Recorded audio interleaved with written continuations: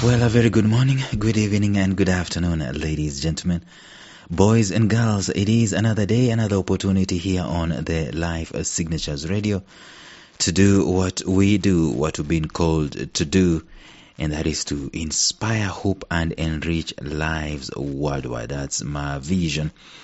And I want to continue talking about the topic that we started talking about a couple of days back, and this is midlife crisis. I want to look at all the angles related to the midlife crisis and keep going at it and learn as much as we can be able to learn.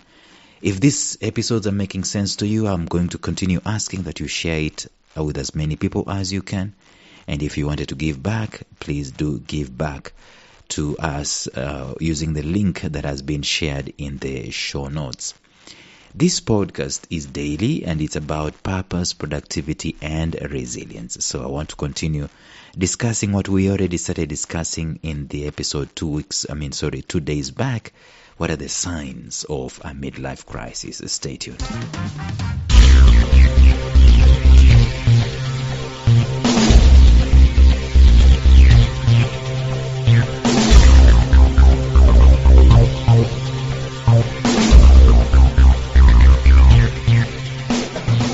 Welcome to the Life Signatures podcast with Lawrence Namale. Lawrence is a life coach, author, and keynote speaker who loves to tackle different topics on purpose, productivity, and resilience. His mission in life is to awaken all your boundless possibilities available in you. Life Signatures podcast is dedicated to bring to reality every single person who knows that deep down in their gut, there's got to be more to life than this. And now, here is your host, Lawrence Namale.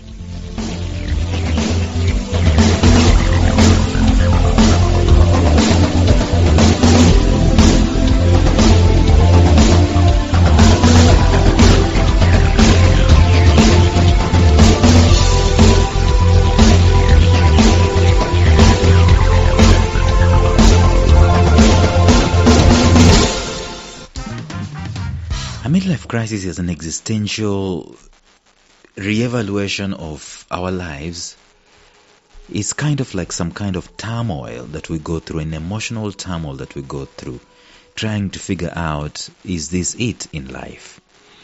There is different signs that we can be able to connect to our midlife crisis, and we've already dealt with two of them. The first one, we were talking about this feeling of dissatisfaction that you just go through in your life. You feel dissatisfied with what you've done, or you feel dissatisfied with what you are doing. And we already talked about this, that if we were strategic in our living, from the moment we were young and we were living our purpose and pursuing our purpose and our meaning in life, chances are that we could kind of stem off this existential thoughts about our existence, and we could basically approach life from the angle of I'm okay. But if we didn't, if we just lived automatically, life by default, so to speak, then it's easy for us to come to that place in time where we are feeling like, what is it about this life anyway? We're feeling this feelings of turmoil, emotional turmoil, because we were not strategic in our living. But then the second sign, we talked about this yesterday, is we start making these drastic life-altering decisions because we have some kind of urgency that has been injected in our lives, where we are feeling like probably I don't have time and there is nothing to show of my existence, and I've got to amend my ways. Either that, or the other sign will be that we basically just give up. Maybe I'll talk about that later, because you're feeling like, I don't have time to, there could be so much I could do, I don't have time to do that, and it's late, I can't even start. That's another sign. But we talked about these impulsive decisions, drastic decisions, and we say that sometimes it's a good thing because we do make these strategic decisions in our professions, in our relationships, in our finances. We make these strategic decisions because we're now awake because of the existential crisis. And at times it can turn out to be a good thing. But let's talk about the third thing today that could be a sign. When you see this one happening, I don't know who this is, I don't know which gender this one is, but when you see this happening, it might be that you might be going through an existential crisis or a midlife crisis. Number 3, increased focus on appearance.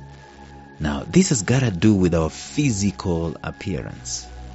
Just the other day, I caught myself, I was just about to post on social media to tell the world that I am in the battle of one pack. I feel like I've given up, or I feel like I've lost that particular battle. And see, our physical features start changing and our body starts sending us different kinds of signals. Or we just start noticing, even if we just start noticing. You know why? Because this existential crisis now tells us, those of us who are always thinking we are young at 17, you laugh at old people and you're telling them, you guys, you're old. If the music is too loud, maybe you're too old. And now you're that particular age and you're like, you guy, what's going on? You have a heightened concern with your physical aging. And this sometimes, in some people, it leads to excessive grooming. If they have the means, by the way, excessive grooming, people who have the serious means, they go all the way to plastic surgery, cosmetic plastic surgery, and cosmetic procedures, and they start, some people start dressing like the youth. Man, you're fighting a lost battle, so to speak, because aging is a fact. I mean, we're always aging. Every waking day we're always aging. But anyway, we are not criticizing. We're just saying that one of the signs that I might be going through a midlife crisis is all this sudden focus on my appearance, wanting to get rid of the white hairs. And actually, it's $1 billion industry out there in cosmetics. I have seen people who had white hair, a famous, I don't want to mention his name, but a famous politician in Kenya who is now a governor in I'm not going to give you more details. But when I was growing up in primary school, this guy had white hair. I mean, you will see this, maybe 50-60% of his hair was white. But in just a couple of years, it became jet black.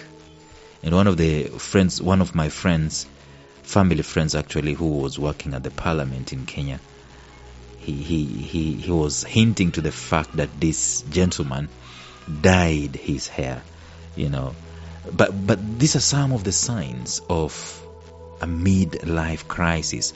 If we had the money and we had the time, we will spend top dollar on our age, on our physical appearance.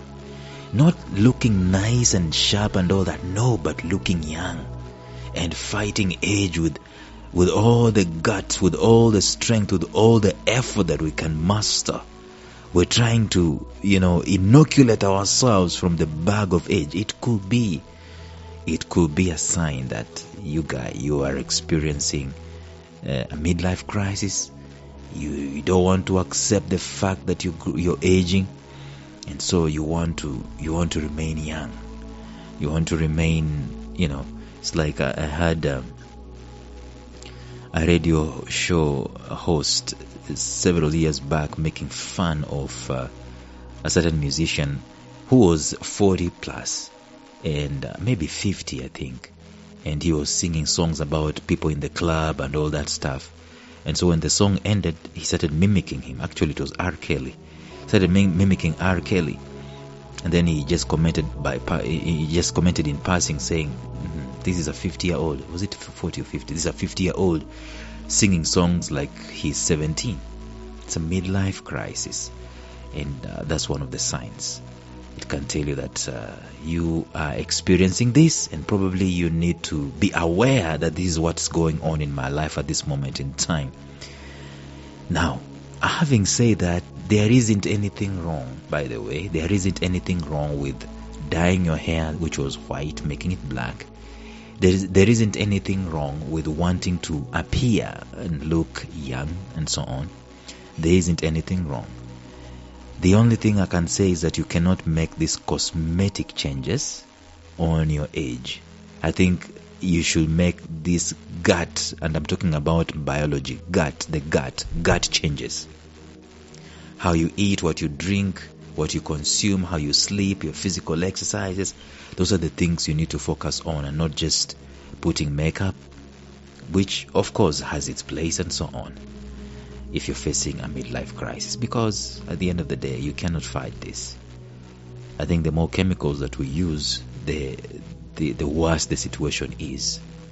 And we've seen, by the way, people who have taken care of themselves, even without cosmetics and without the modern world. They're looking so young at 70.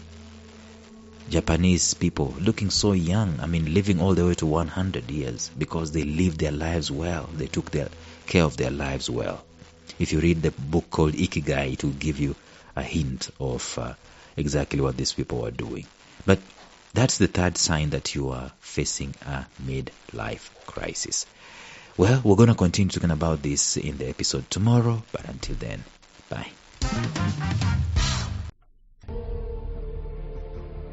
Thank you for listening to Life Signatures Radio. If you enjoyed today's show, subscribe to Life Signatures Radio on iTunes, Stitcher, or visit our website at lifesignatures.libsyn.com. Life Signatures Radio, fresh, clean, and inspiring.